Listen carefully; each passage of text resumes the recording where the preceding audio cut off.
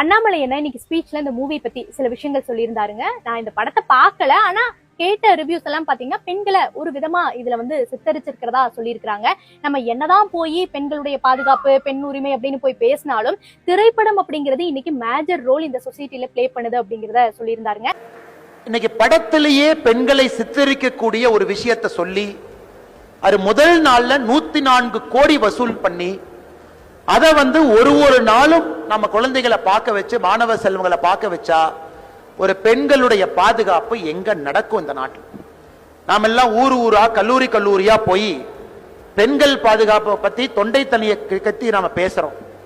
ஆனா ஒரு படத்தை எடுக்கிறாங்க, சென்சார்லையும் கிளியர் பண்றாங்க, தியேட்டருக்கு கொண்டு வர்றாங்க. அந்த படத்துல பெண்களுக்குரிய மரியாதை கொடுக்கப்பட்டிருக்குதான்னு கேட்டீங்கன்னா மரியாதை கொடுக்கப்படவில்லை.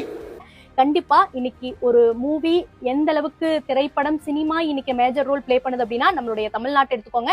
தமிழ்நாடு கவர்மெண்டே வந்து சினிமா பேஸ்ல தான் இன்னைக்கு ஃபார்ம் ஆயிருக்குது. ஏன்னா விஜய் அவர்களை வந்து நம்மளுக்கு ஒரு ஆக்டரா தெரியும். அவர் வந்து அரசியல் என்ன பண்ணுவார்னால நமக்கு தெரியாது. அவர் நிறைய படங்கள் நடிச்சிருக்காரு, நிறைய ஃபேன் பேஸ் இருக்கு. ஸோ அதை பேஸ் பண்ணி தான் 33% ஆஃப் பீப்புள் வந்து அவருக்கு ஓட் பண்ணி இன்னைக்கு தேர்ந்தெடுத்திருக்காங்க. ஸோ அந்த அளவுக்கு வந்து பவர்ஃபுல்லானது சினிமா, இந்த மீடியா.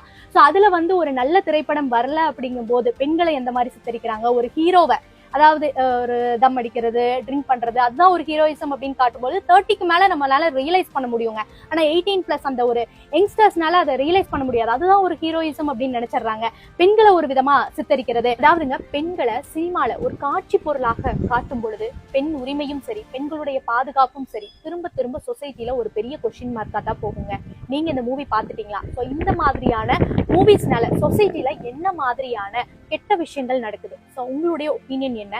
ஸோ அண்ணாமலை நான் சொன்ன மாதிரி 104 கோடி ஃபர்ஸ்ட் டே வசூல் பண்ணிருக்கு. எத்தனை பேர் போய் பார்த்திருப்பாங்க? இன்னும் எத்தனை இளைஞர்கள் போய் பார்ப்பாங்க? இன்னும் சொசைட்டில இது எவ்வளவு பெரிய இம்பாக்ட் கிரியேட் பண்ணும் அப்படிங்கிறத சொல்லியிருந்தாருங்க. கண்டிப்பா இதை மறுக்க முடியாது. எல்லாருக்கும் இந்த ஒரு வருத்தம் இருக்கும்.